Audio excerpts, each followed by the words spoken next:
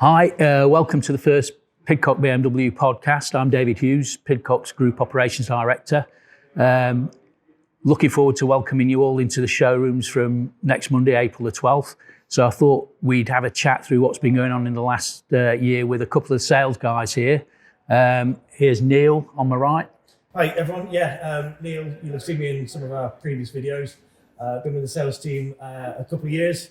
A little bit strange over the last year, but looking forward to seeing everyone again soon. So you've been constructive with your time, haven't you, Neil?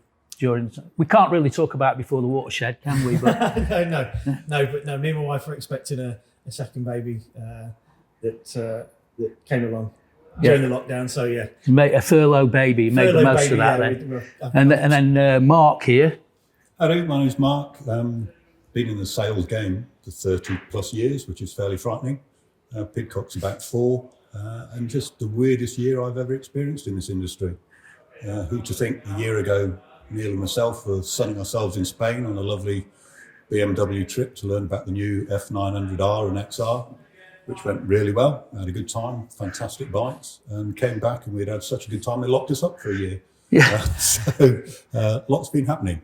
Yeah, we thought it was really important to talk about some of these bikes that were introduced just before lockdown and during lockdown, because a lot of great bikes have gone under the radar, and we thought it was really important that we didn't overlook these bikes. I know we had a little hiatus in between where people could get out and ride, but I think the F900R and the F900XR, they're both great bikes, aren't they? Yeah, like you say, Mark, we went away thinking to ourselves, great, we'll pick up some fantastic product knowledge and have a nice launch of the two bikes when we got back. It just kind of went downhill from there in terms of COVID and what happened. Yeah, the timing was really strange because everyone was getting excited with the new bikes we just had and the ones that were muted to coming and promising through. And then it all just stopped. From the end of March, we were locked away for the initial period and then had a little time back. But it's just affected the flow totally and people's enjoyment of the bikes. They've not been able to get out on them. So we've had a very peculiar year, and people, to a large extent, have missed out on some fantastic new products around. So hopefully as of the 12th, when we can all get out and play again, we'll start seeing people come in the showroom and booking their test rides and getting to know all the bikes again. So we'll see how it goes from there. After the two 900s, then came May, when we were absolutely deep into the first lockdown. The BMW planned the launch of the S1000 XR, which again, great, some really nice upgrades over the predecessor. But again, that just got lost in the ether because we were closed, which is a shame. And again, yes, summer came around and people could get people in to have a look and try it. But again, it was just it's just a shame really that it went under the radar. Because again, a really outstanding bike that we've got another bike registered that will be available, for a demo ride alongside the two 900s. So it'd be nice to actually show some of these people, some of the features in person as opposed to just looking at a picture. I think it must be you that are jinx actually, because every time you ride a demo, we get put into lockdown. You rode the XR, you rode the R18, and we got put in lockdown just after that. You rode the R18. You told me you rode it after me. But, the R18, all the fanfare around the launch of that, and yet people couldn't really come in and see it.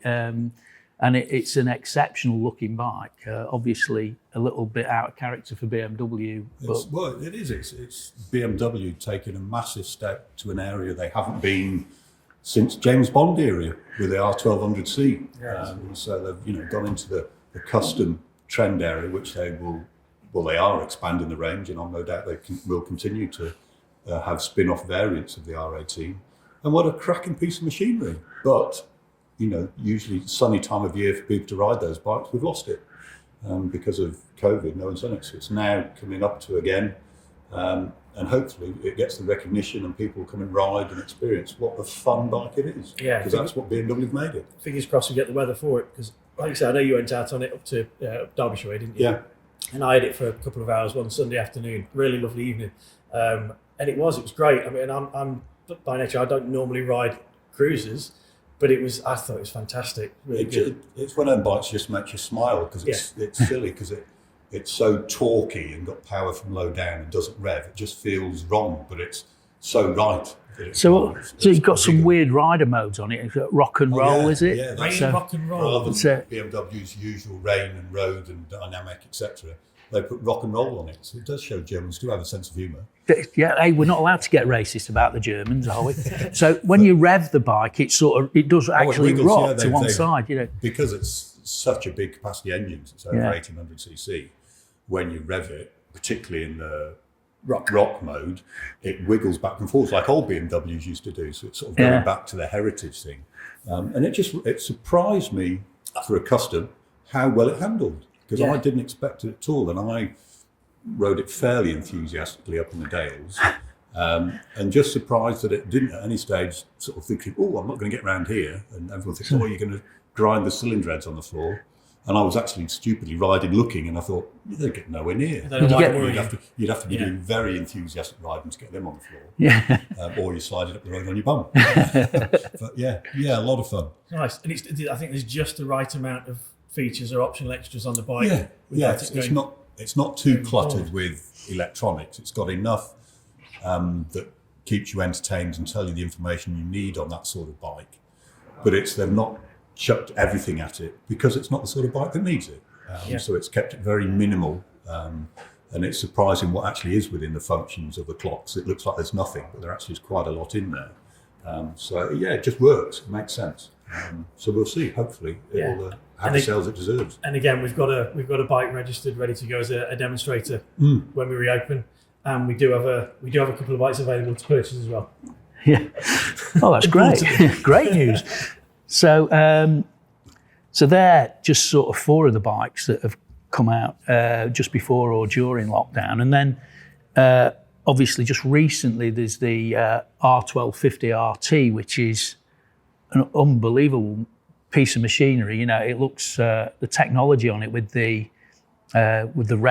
radar, and I mean, the screen looks big enough. You could watch Netflix on it. Yeah. Mind you can only watch so much Netflix. I mean, I don't know if you could watch Tiger King while you're actually riding along.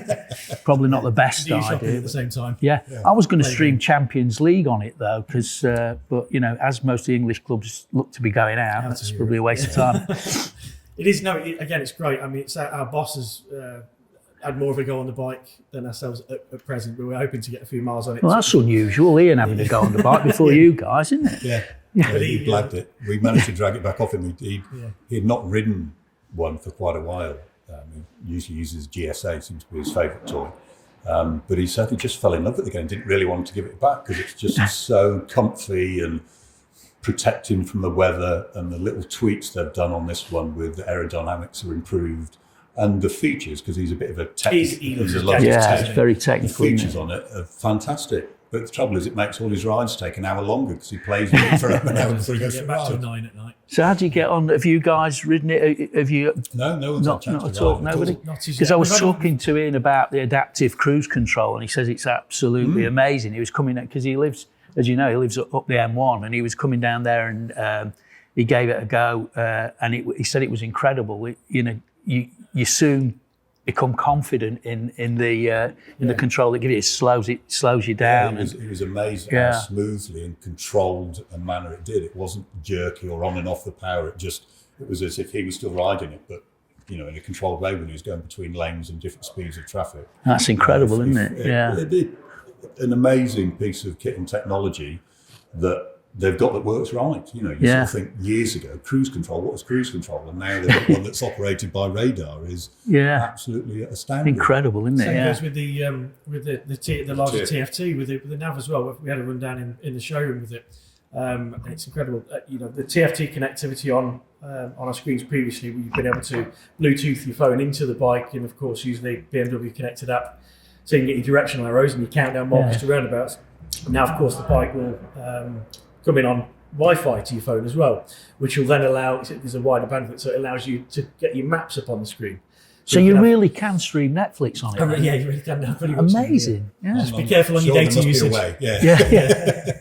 So it's got its own Wi-Fi. Yeah. It's got its own Wi-Fi connection. That's incredible. Which is what allows the app to load into it. So you're using BMW Motorrad's app, which has got its maps on. So it tries to limit your data usage by doing that. The thing you need to remember though is to keep your phone charged up, because you use your phone battery, so it's got its a charging pad within the pocket on the bike. Oh, right. What, one of these wireless things? Yeah, absolutely. Oh, right. Wireless. And there's a plug should you need to go with the cable as well. So at least then you've got the back of thinking, okay, you're not going to be losing your power to your phone, so you've got your nav wherever you be. Nice. Yeah, lovely bit of kit. Can't wait till we go myself. It's amazing because if you look at that sort of market, BMW's got it cornered. There's nothing else really that comes even close to competing with it now, because other manufacturers' bikes, they've sort of stopped or gone by the way, and BMW just are going from strength to strength, developing it further, showing there is a market and people want it. Yeah, fantastic. It's just fantastic for the kit. Yeah. And of course, they've not, I mean, they're all new bikes that we've been talking about, but they've not just left the old bikes alone, have they? I mean, there are upgrades to the GS and the GSA with the adaptive headlight and the heated seats. You've got sort of like the version 2.1 on the GSs, where they've now got heated seats as an option. Wow. So the headlights that are up and down and sideways. USB charging socket now with the all little socket used to be. upgrades they keep chucking at them that you think, what can they do next? And they always do come up with something that actually is useful rather than just something to put on them. Then you even go to the R9Ts, which is a fairly rudimentary bike in its design. And they've stuck extra stuff on those now. So you again, the option of cruise controls, extra riding modes. And the new 719 colour schemes are absolutely gorgeous. Yeah, I was going to say, we've got one in the showroom with the red frame. It looks amazing. I mean, that's not typically BMW colour scheme. It looks great. Pushing the boundaries a bit. Yeah, really stands out. And of course, it's the 40th anniversary of the GS as well, so they've got the special colour scheme for that as well. Across all the different CC versions, there's in the GSs, there's a 40th anniversary version of them all yet. I think the only one we haven't seen is a 310 yet. We haven't done the 310 through yet, and the Urban GS. Yes. In the R19 range, but all the other bigger GSs we have. We've got them in the showroom at the moment. So again, as and when. So I mean, there's been so much going on in the last 12 months, and people haven't been able to come in, and now we're really excited that people can come back in from Monday. But of course, we've got to protect ourselves and we've got to protect them. So we've got to limit the number of people that are coming in. So, we need you to call and make an appointment, really. And certainly if you want a test ride, you need to make an appointment. Slots are filling up quickly as well, actually. So it's a case of, get on the phone to us and express your interest. Let us know what you'd like to come down and have a look at, and possibly get on a demonstrator, and we'll do our best to of course, get you in. Yeah, I mean, you're not guaranteed access to the showroom if you don't have an appointment, because obviously we've got to restrict numbers, but it looks like it's sunny outside today. They have forecast snow for next Monday, but that's the UK, isn't it? We can't wait to get you back in the showroom, and these guys, get you out on your bikes and, show you what you've been missing, really. So call for an appointment on 0115 946 2233, or go to our website, www.pidcock.com. And we'll look forward to seeing you on Monday. Brilliant. See you soon. Take care. Cheers.